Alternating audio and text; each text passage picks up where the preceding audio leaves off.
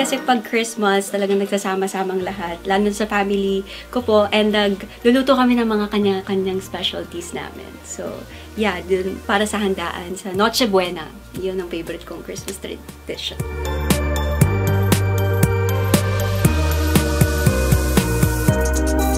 Siguro po yung mga tapings.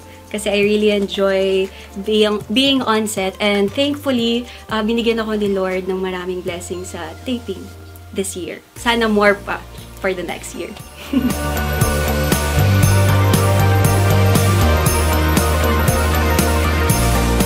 Merry Christmas po. Sana masaya tayong lahat ngayong Pasko dahil deserve natin maging masaya. Hindi lang ngayong Pasko, of course, pero lalo na ngayong Pasko. Have a wonderful and Merry Christmas, mga kapuso!